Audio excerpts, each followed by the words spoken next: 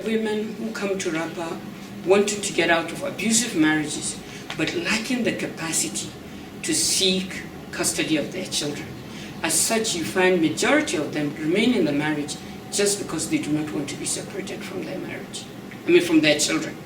The second category are women who have made up their minds that they will fight custody, and so they would go out of an abusive marriage, or they would even go out of a marriage that they are just not willing to continue, and then take on the fight for custody.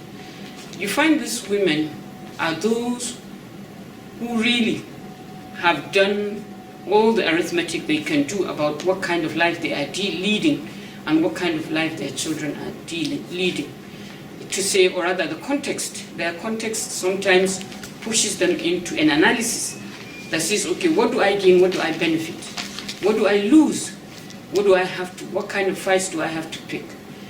You find most of these women are in marriages that even where it's not abusive, it lacks the content that makes marriage. You have men who don't take responsibility for their families, and it almost derogates from them, and the women are literally the household heads.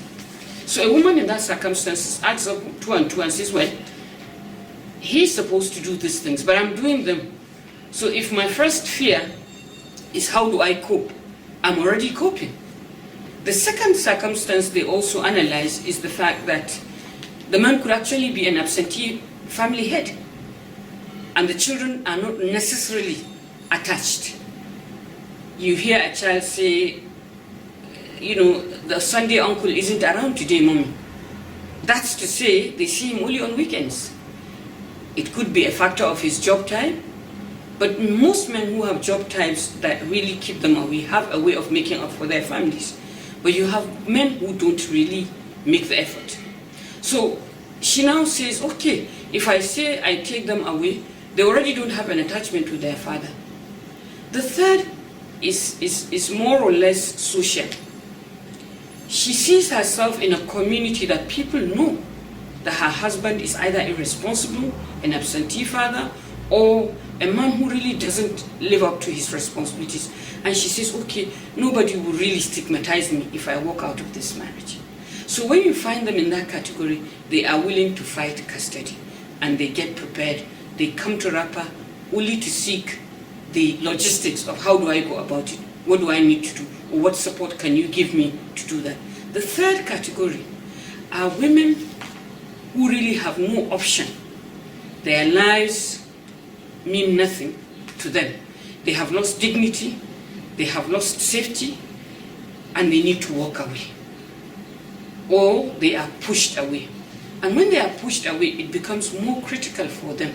Because on the one hand, society is blaming them for not keeping their marriage. On the second level, the husband manages to manipulate issues such that she is the one who is blamed for the breakdown of the marriage. And thirdly, she lacks wherewithal. So on the basis of those three situations, you find women seeking custody based on their context. And a lot of them belong to that first category I spoke about. That is those who lack the capacity to walk away from a marriage because they also lack the wherewithal, the capacity to fight for custody.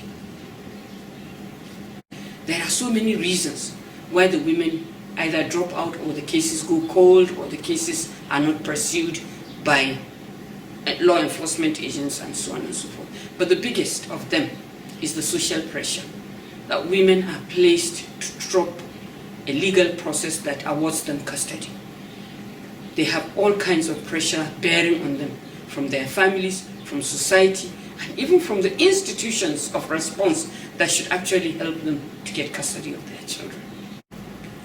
I empathize with a lot of women who have to fight custody. I also empathize with a lot of children who are in between and whose lives is negatively affected by the strain that comes through this process. The process in itself for seeking custody and keeping custody is traumatic enough. And then what follows, either the denial or the award of custody, is also traumatic.